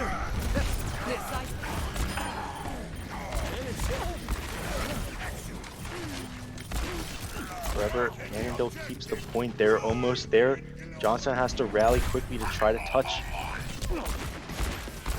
Johnstown is on the point. They're contesting currently. It's an intense. Don't. It's week 1. It's week 1. Oh my god, I'm so sorry to chat. This is Exactly how I expected so. Yeah. That's fine.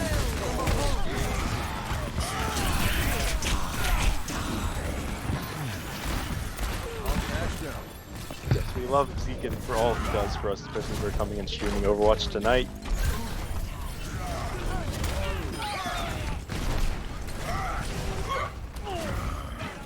Meanwhile, it's been an interesting match so far. I think Johnstown has adapted a bit and have been able to kind of counter what Annandale's doing. I don't know if it's going to be enough right now. Ready for battle. We will see. Look at this team. We're gonna. Ken escape show lobby and then invite top right corner. Understood.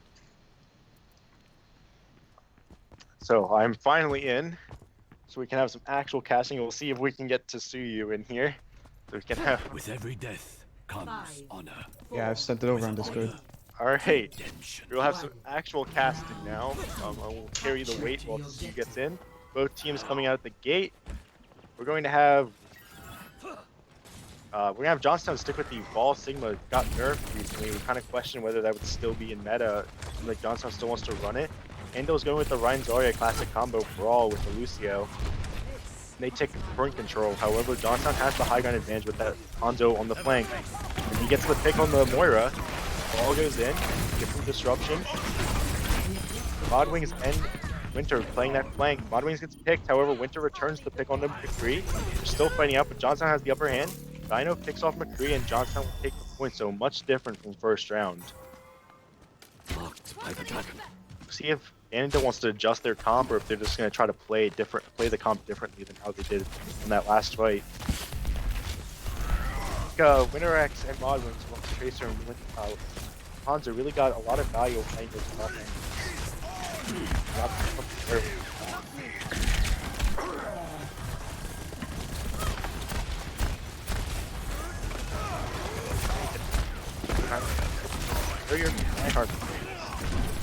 Playing it slow, looks like they're gonna rotate high ground. It's really good. They get that McCree up on high ground.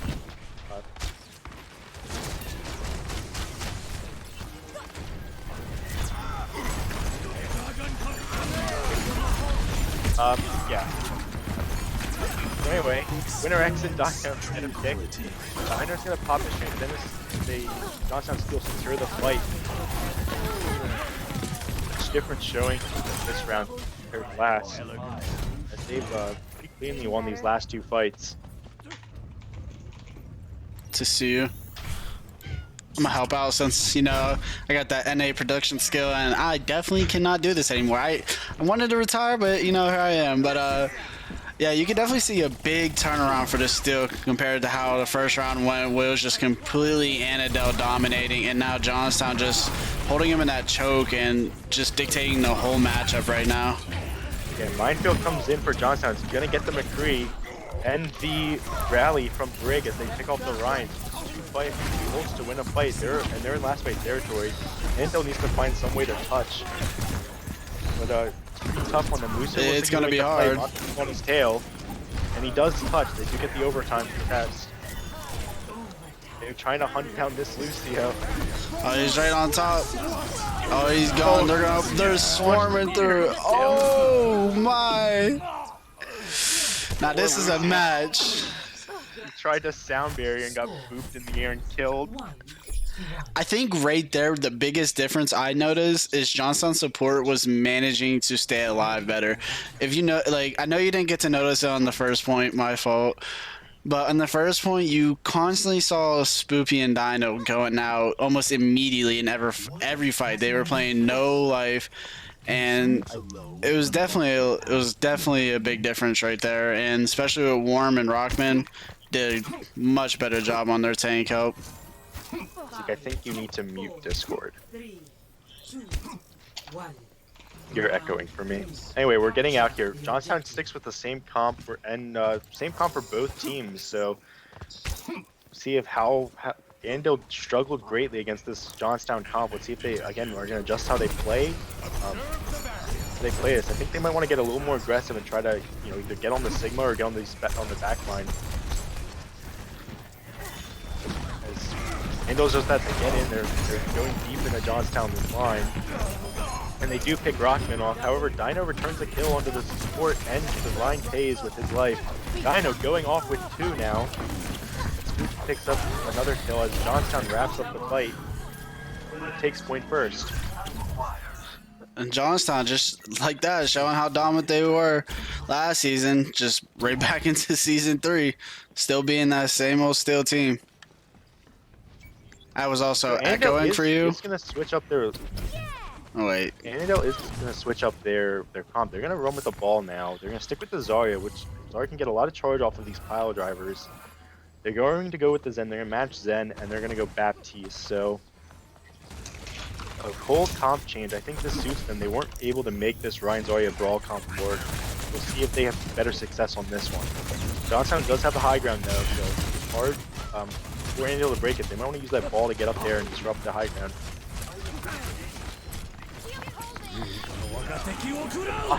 With a full spawn gets 2, and that's gonna end the fight before it even begins. They throw in Dragon Strike just to cap it off. Oh my! Mods Fight with 3. Johnstown.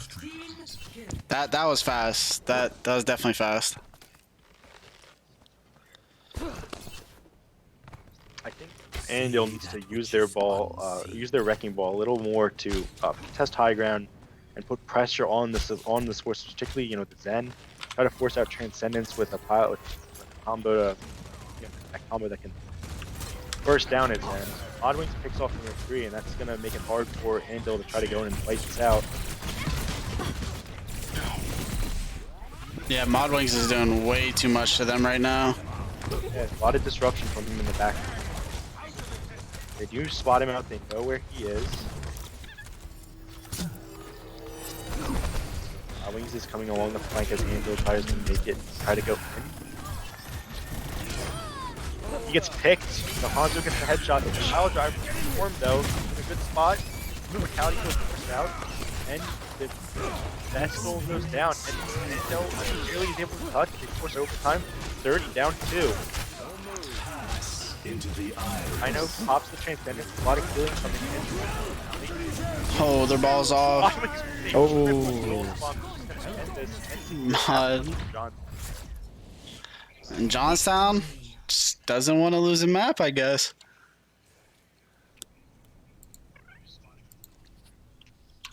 Yeah, I think I really would have loved to see Erie, not Erie, sorry, Scranton.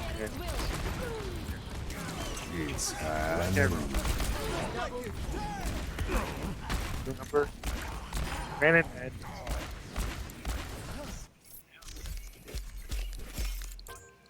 But regardless, I think I really do like, as a fan of the NFL, I really like the idea of the team that wins the championship starts the next season. So I really like that Johnstown gets to play here against what is thought to be a quality opponent and start their title defense. And so far they're showing that they're not ready to give up their title yet.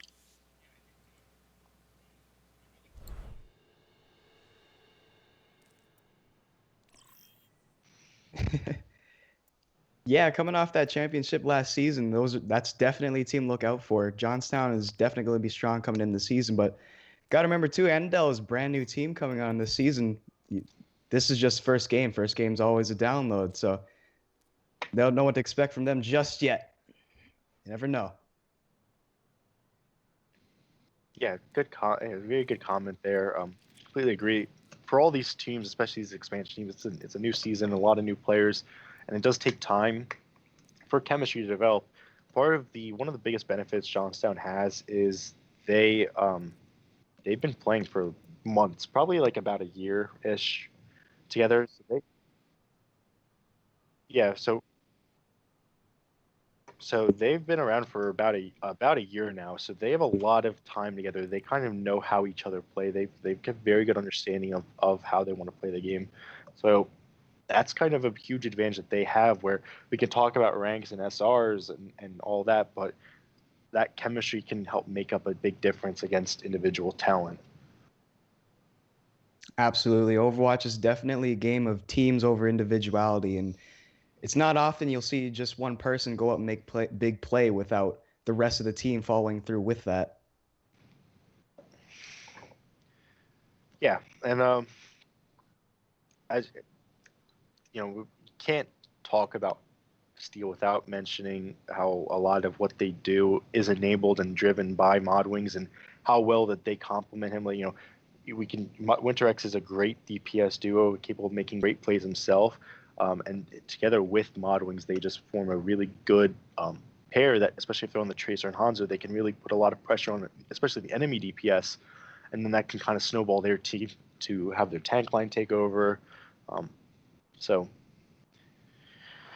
and I think we should also really mention that Dino in this game, he's the one change to Johnstown's roster. He really showed up. They really showed up and played well. Got a lot of picks on Zen, made a lot of good plays.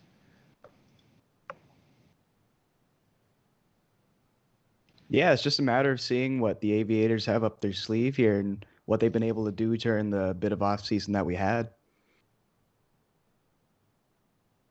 Yeah, so we'll see how they respond. I think they played the Merc strat really well, but Johnstown adapted. They went to probably what was as we said, the nerf that came out today. We question whether that would take Sigma Ball out of the meta, but it seems like Johnstown has very well practiced and versed on it, and that even with those nerfs, they still know how they want to run that, and they feel very comfortable on it.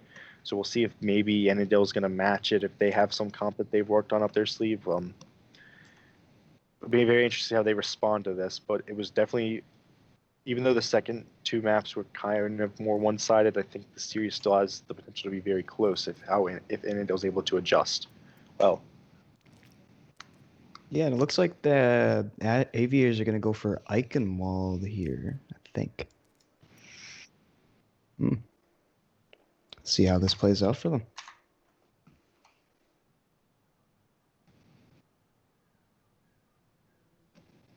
Eichenwald is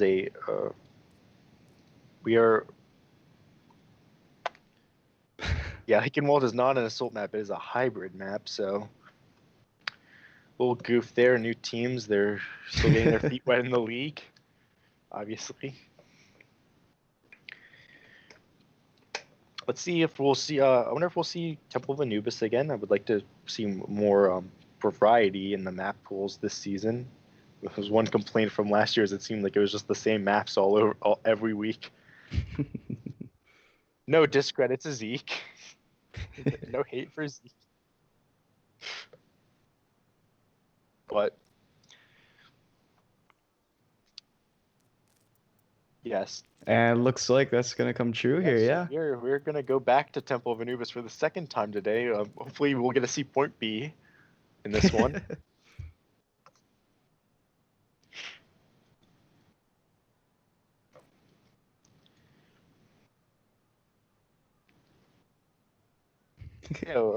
So let's dive into comp. I think in this one, Temple of Anubis, you still can run the Sigma Ball here.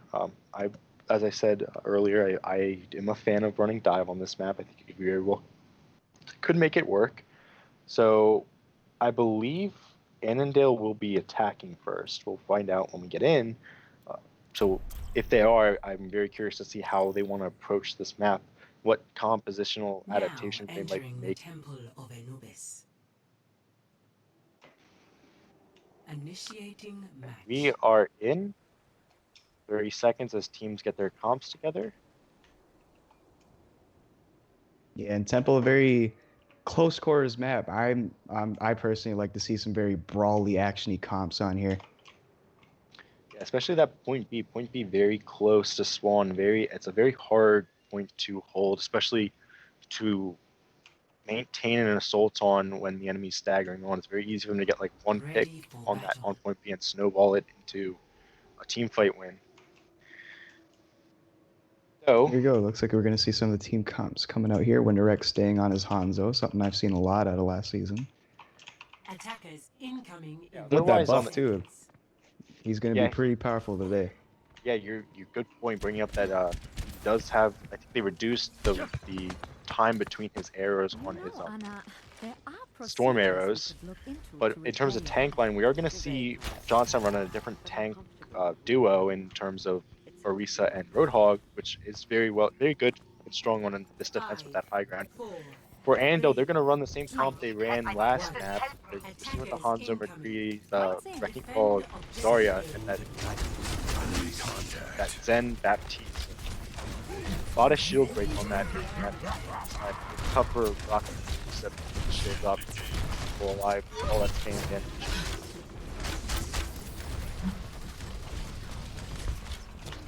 So both teams now, they're at Ando at the choke. They're just moving around playing it, trying to trade out. Johnstown breaks some shields. Ball in the backline. He is left on. Ooh, and Spuds is going to go down. Great job by Spooky. Right away, Annandale can't really do much off of that. One of their main tanks down. They just looks like they're going to keep poking out here for a while. Oh, and Winterrex. Oh, taking out Zoidberg there. I think the idea there, I'm not sure if Spuds went to try to take Diana, but I think the idea was they wait at choke and Ball gets behind and boosts them off this high ground and then engage on the right line, but with them. But if it gets blown up by all 6 members of Johnstown, Yeah, Johnstown's just so set at that choke right there. It's perfectly set up just to take down anything coming in like that. And when it's just one attacker coming in like that, there's not much that one attacker is going to do against a 6. But it looks like U5 is going to take out Dino here. This might be the one pick they need to get in on this. Rex tries to zone him out. He'll pick off. Dragon Trick doesn't do much, but they pick off 2. Winterrex showing his dominance, getting us shut down. They're going to nano the soldier here, but just get that clean up. They trap him in that room. Last Handle did a good job trying to disengage. He was just smart. Use that nano. Nuke was pretty much unstoppable to outflank them. Sure. Annandale kind of back at square one here, and not seeing any composition changes. Might just go for the same tactic again, see if something better happens this time. Although, and that it's rough because they finally get a pick and then they go in Johnstown results and throw them back out. And because most of what the Panthers are doing is just hiding on this corner, not getting the ults as much. Oh, Get picked by Modwing, so like there's a great Orisa haul there just to pull them right in the range where Monrays can just snipe them out. Great hook by Worm to get the stagger onto that Zarya. It's just Handle can't sit in the choke and just wait out 3 minutes of time and expect to be able to push in. You know, it's like early on they were waiting for Spuds to get some type of value on Ball, and he got blown up twice. They just sat at choke, and then when they finally do get a pick, they get thrown back out by Modwings on the Nano visor. Window gonna be thrown out here just to try to push them off this big choke here. Looks like it's gonna be a little effective. They're gonna be a spill spit up, but they're gonna retreat back onto the point. They finally break through and they use the grab to follow up the trans stuff. Valkyrie is good to keep everyone alive. However, the minefield does get pops his visor. He's gonna get 2. He possibly get 4. Worm's back in the fight now. Modwings with 3. Take that 4. Oh, man. It's just the tanks on point. Worm gets a pick on ball, and that should probably do it. It's just the Zarya left. 13 seconds. They're gonna go Tracer to try to get a stall touch. Our enemy's chances at success Rockman.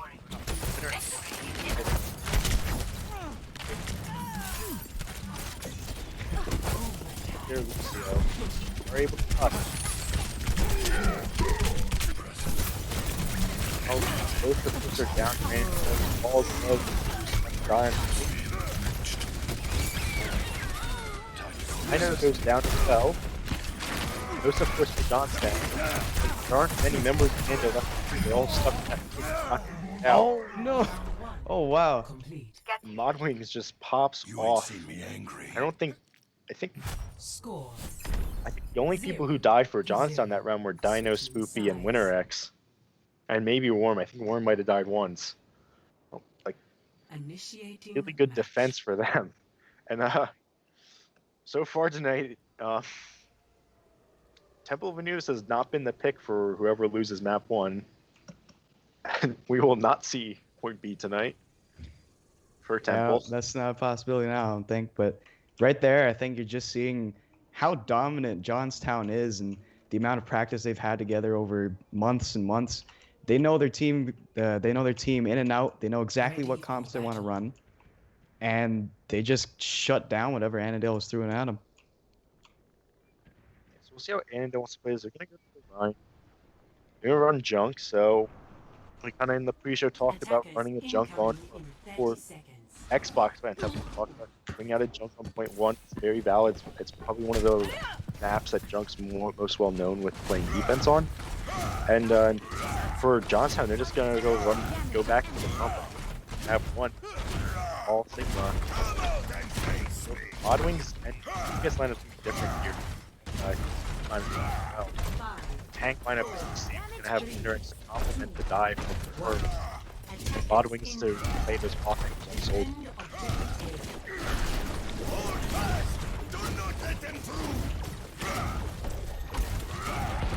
You see a little bit different on how they want to start here, going through a bit of a tunnel here. Yeah, Going all the way up on the right side. Johnstown just walked straight in and go left. Different style of play here for both teams. Played very slow, and Johnstown goes right in. However, Johnstown pays what they lose too. Ruby will get res. It's not looking good. Their teams are very split. Winterx goes down. Annandale should try to collapse this and send it back to Spawn. Not let the team regroup. Ryan's kind of off on his own here. Johnstown's doing a good job of defending that room and allowing their play to get back. Here comes a big tire here. Tire's huge. I clean up there, but coming a little late. Yeah. It does get Rackman down, and looks like they might have to do a little reset here. Okay, so good defense so far. I think Johnstown did a good job of that over, and then Hawkins is backing up. Tire was just Winterx right up with 2. Lion goes down to no pin, and huge opening for Johnstown.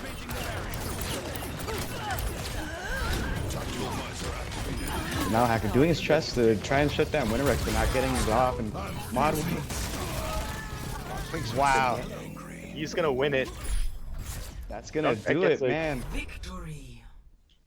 Junkrat was just not enough, and Modwings takes over on the soldier on both attack and defense. Play of the game. Yeah, it's just looking like a fun time for Johnstown tonight. Triple kill. They're taking that championship in stride. They're not giving it away anytime soon. They're gonna. Looks like it's gonna be a fun season for them. Yeah, it's interesting to see. Annandale now drops 2 as well. Where they're gonna take us to, what map they feel comfortable on. It's be great if they could make it more competitive. You know, take one off so we can. I would love to see them go the distance. But Johnstown just playing very well tonight, and as we touched on, it's a lot of it is going to be teams are going to need to use this season, use these weeks to get more chemistry and teamwork together, especially these newer franchises. Try to get to the level of coordination that Johnstown is at. So.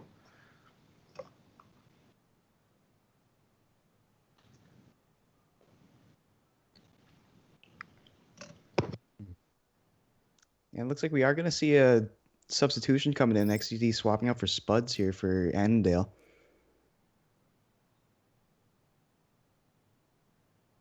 Oh. Oh, no.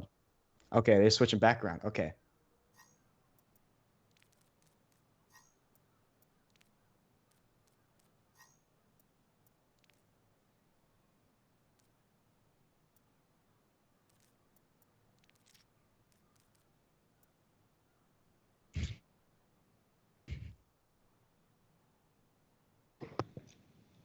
So yes, XCD is going to come in for Spuds. Maybe they're hoping a lineup change will spark a better performance in map 3, as they are going to go to Havana. So we will see a different map 3 here after having both leagues play Temple of Anubis in map 2. Uh-oh. Okay. I guess I think my internet just cut out for a second.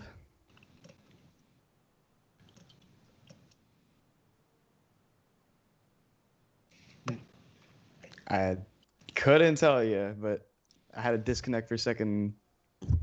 Now it's back. Thank you. Thank you very much. Oh, my bad. My bad. Okay. Yeah, and we are going to get started soon on Havana here. Hopefully that lineup change for Annandale will spark something in them. It would be a little crushing for them to go down 3-0, but Johnstown they're constantly reminding Annandale who the top is around Tech League here. Yeah, you're right. Johnstown coming out strong here. They clearly have not gotten rusty and complacent in the offseason. Traveling to Havana.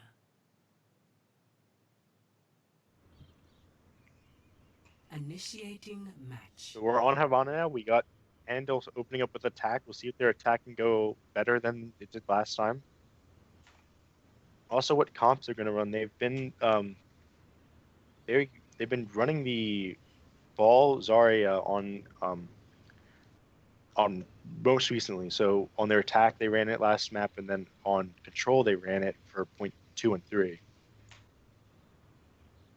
They're going to stick with it. Dive can very much work here, but as the comps get revealed, it does look like we're going to see a Ryan Zarya with his Lucio Sprawl type comp that they ran round 1 of map 1. And Johnstown on the other side on the defense, looking pretty familiar here. 30 seconds. But Modwings switching out a Soldier 76 for the Widowmaker, looking for that really long range sniping.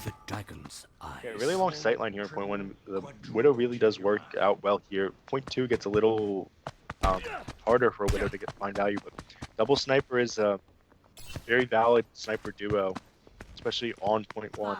See how the double shield with the Orisa Ryan work out for Annandale. They can deny Modwings a lot of opportunities. I'm seeing that U5 is sticking on the Junkrat from last round. Didn't really expect that. Havana, at least on first point, a very open area.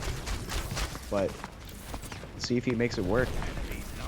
Yeah, maybe they were using it, expecting a ball. They want to use the Junkrat to some burst damage in. I'm not sure, but they are going to be able to catch out Spoopy with the Orisa pull. Huge opening pick. Rocket just kind of caught out an opening. They've got to use his kinetic grass to stay alive. Oh, a Modwings with a great snipe on the U5. No one can hide. Shields were a little late getting up there. However, right now Annandale does hold this corner. Very slow though. It goes down to Dino. Should be getting more value out of this window from that piece.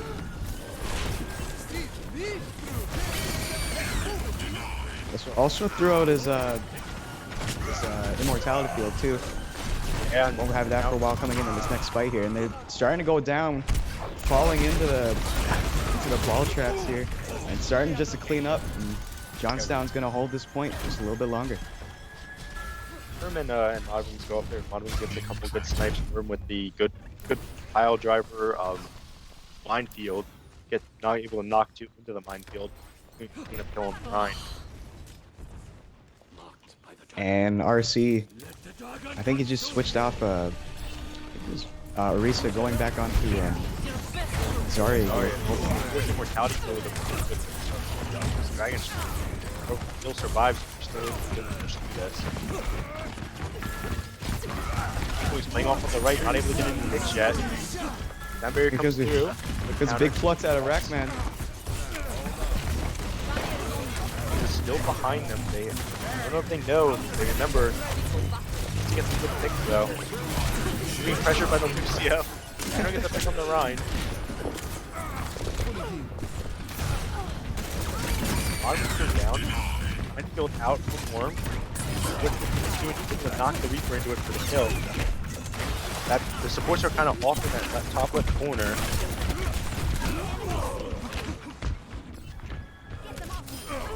And now Johnstown cleans up the play. 3 total picks. Dino also go off getting picks on the Zenyatta.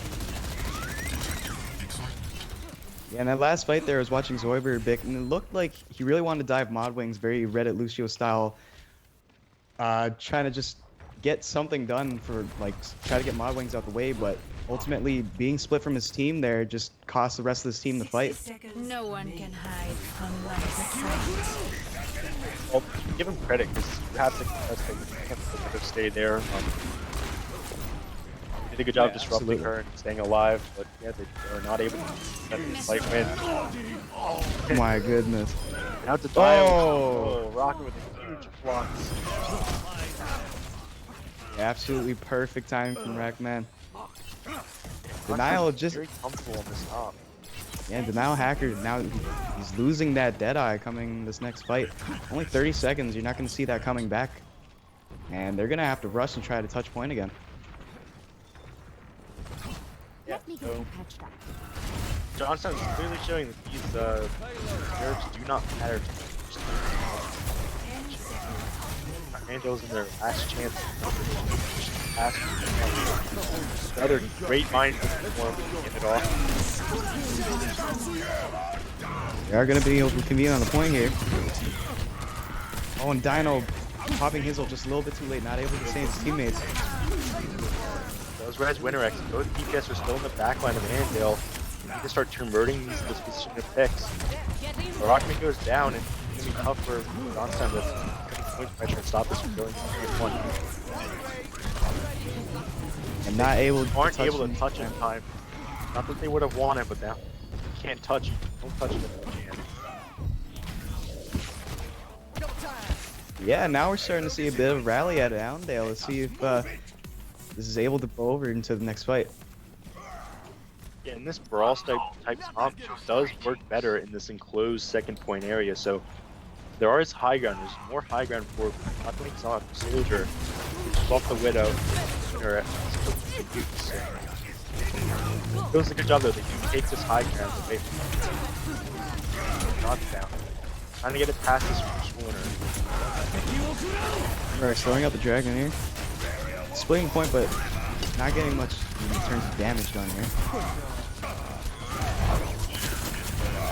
Still fighting on high ground. First, trying to drop down. Nile gets killed. Onto the flank. Pressuring them out from all sides. Oh, Maz with a big gaze on Orion. Maz just cleans up the fight.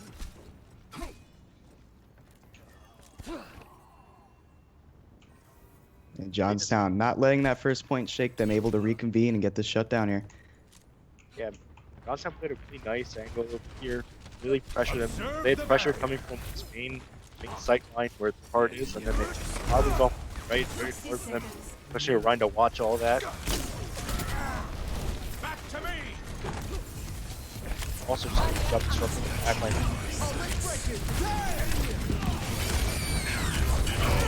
Wildwings using this high ground behind the rest of the team here, trying to get some extra damage. And they're able to convert all that pressure into a kill onto Baptiste and the Hanzo. Once again, Annandale gets chunked out of the field. 30 seconds remaining.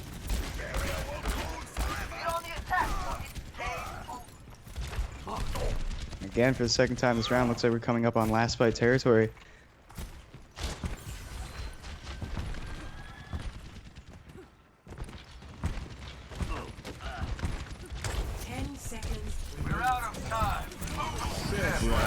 I don't think territory.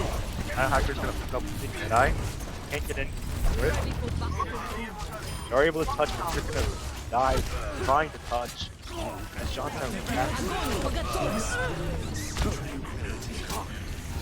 Full team kill here. He's gonna wrap it up for Annandale's attack. Complete. but it's not over yet. Score Still brings us back. 0-1. Switching sides. Absolutely, yeah. Now that Anvil's going on defense, they just have to have a big hold here. They did get a decent amount of distance in on attack. Hopefully they can get enough done on defense to close out a game for them.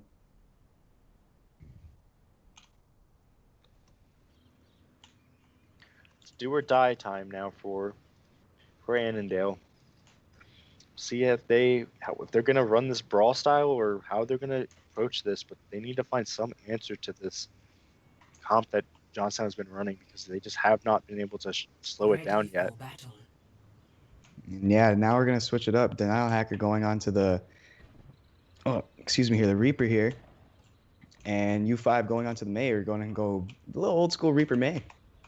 Attackers incoming. Yeah, in 30 just seconds. maybe if they just change up how they play this comp, they can make it work. But so far, this comp has not worked out for them. They are on defense, so they have that benefit. But the question is who on the team is going to put pressure on and shut down Modwings on the Tracer? Annandale is going to play it close. They're going to try to spawn camp. This is very risky, but you are guaranteed 2 fights doing this type of strategy. If you do lose at first fight or anything like that, you are at the risk of a lot of overcharge killing. There's a little cheeky wall right at their spawn. The Spook Knight's able to get the nade out to almost... Sonic error.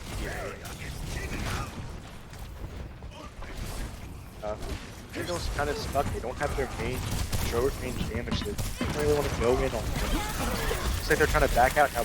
They're going to get chased down and killed. And this really risky play for Annandale just not working out for them. Gonna retreat all the way back. Oh, and Modwig's just shutting them down.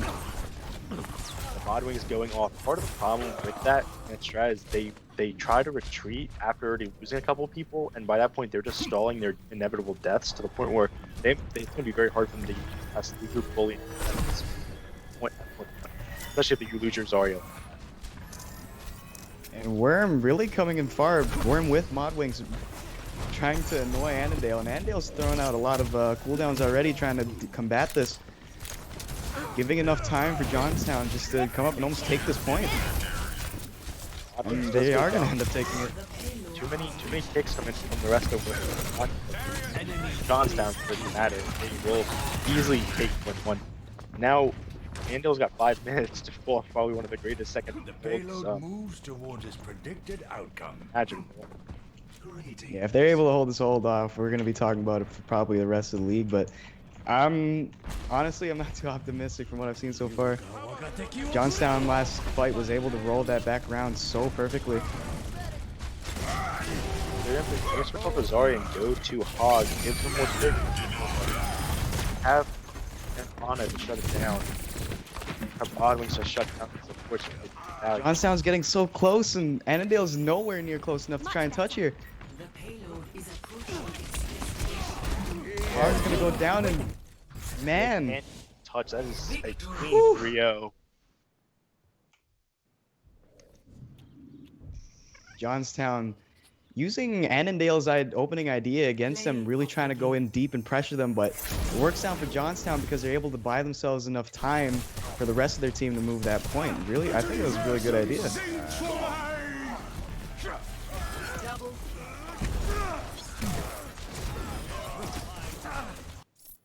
And just a clean 3-0 for Yeah, I Johnstown think here. really though, a huge props for WinterX because that initial like spawn camp strat Always hit my possibly could have mark. worked, but right at the final second before the doors opened, WinterX threw out a sonic arrow and spotted their entire team, so they knew what to expect. They weren't going to get caught off guard by it.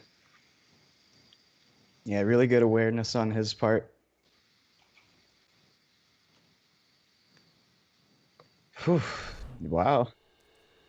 So it's a quick night, but it's a great way to kick off our season. We had Johnstown come out just now, and they defended their title. They weren't going to let any team knock them off and give them their first L in Tech Overwatch League.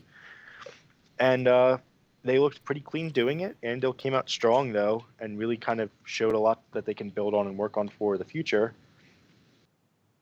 If you would, I'd like to add anything to the PC match you just witnessed as your first match here as a caster.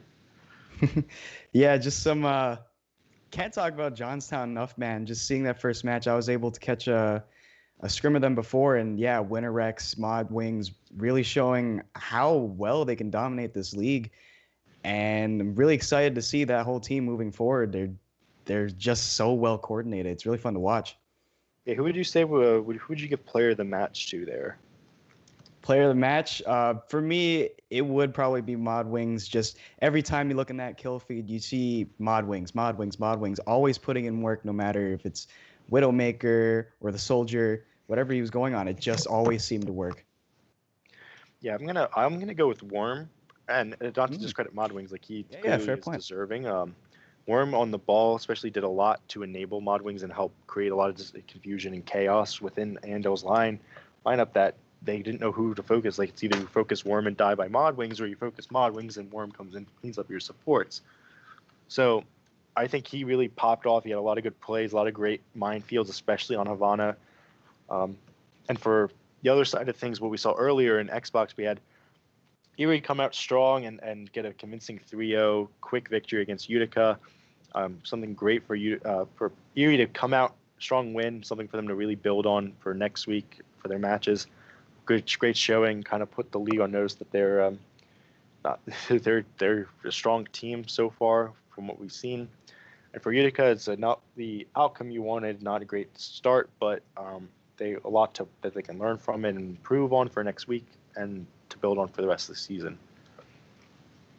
Yeah, absolutely. This is only week one. There's a lot of time for these teams to pick up from their initiating games and just expand. They have a lot to go off of, especially playing like high caliber teams. They have a lot they can go back and review, and you just hope that they take that into next week and you just see even better teams coming out of this league. Yeah, well, that's gonna do it for our stream for tonight. Our week one kickoff of Overwatch. Gonna be an exciting season. We'll be back next week at the same time, 6:30 for pre-show, 7 for Xbox, 8 for PC. We'll have some more exciting matchups, probably more competitive as these teams continue to evolve and improve, and especially as we start to see more of these new teams face off against each other. Should be some really fun Overwatch to come.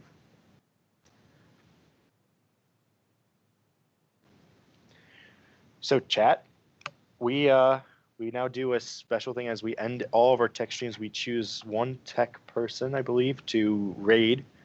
So if you want to input in chat who we should raid with our 92, 80-ish viewers, if you have any ideas, input it in chat right now. We can support one of our tech members. Yeah, and check your channel points too. I think if you have about 3,000 channel points, you actually really help to guide the raid.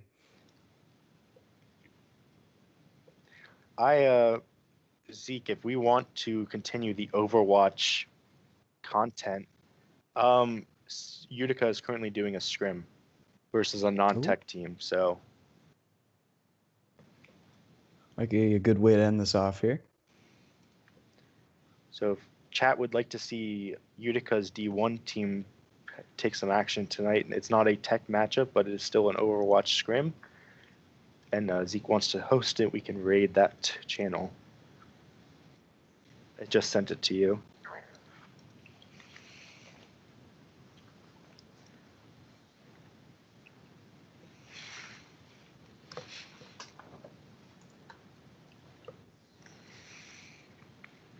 Yeah, not seeing anything in chat so far for any other raids. I think someone might have suggested Jesky. I'm not sure if Jesky is streaming. I don't know if he streams.